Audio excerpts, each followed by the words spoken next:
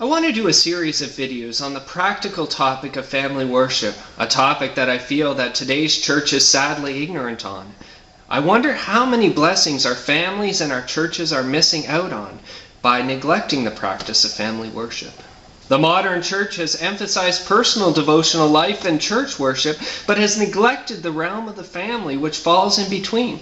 In fact, if anything, the modern church, even in the sphere of church worship, seems to be in the business of separating the family through separate programs for the children, such as youth group, and separate Sunday worship services based on age and demographics.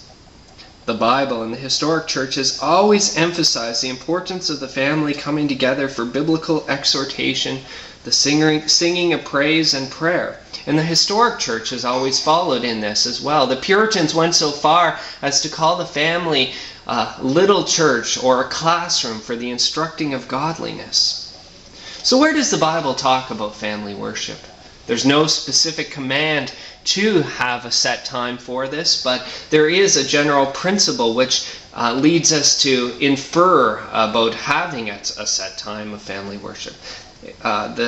One of the primary texts comes to us from Deuteronomy chapter 6. Hear, O Israel, the Lord our God, the Lord is one. You shall love the Lord your God with all your heart and with all your soul and with all your might. And these words that I command you today shall be on your heart. You shall teach them diligently to your children, and shall talk of them when you sit in your house, and when you walk by the way, and when you lie down, and when you rise. You shall bind them as a sign on your hand, and they shall be as frontlets between your eyes. You shall write them on the doorposts of your house and on your gates. Did you catch verse 7? Let me reread it. You shall teach these things diligently to your children. Obviously, we're supposed to instruct them constantly and always as we go about our daily lives, but why not have a set period where we specifically set aside all the cares and the distractions, all the activities and busyness, and formally teach them the way of God? We also have other examples in the Bible, examples of Noah and Abraham and the other patriarchs gathering their family around the altar, and which was a means of approaching God and offering sacrifices unto God and beseeching God for further grace and mercy. I'm very passionate about family worship because my wife and I have found such incredible blessing through implementing the practice in our home. Some of these blessings include that my wife and I have been brought closer together through praying for and with each other and confessing sin one to another. We've seen growth in ourselves in the knowledge of God and His ways, and our hearts tend to be more prepared for weekly church services.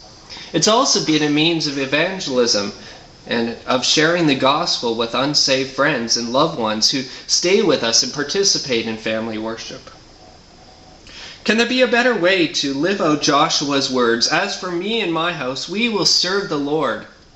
In closing, I just want to read Matthew Henry's comments on this text in Joshua, which I think will give us some insight into his father, Philip Henry's faithful gathering of the family for family worship.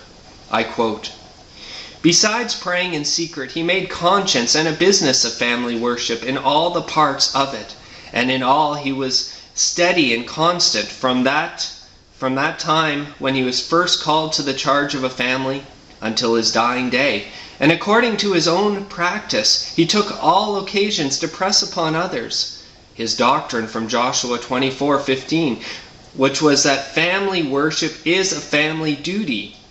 He would say sometimes, if the worship of God be not in the house, write, 'Lord, have mercy upon us, upon the door, for there is a plague and a curse upon the house.'"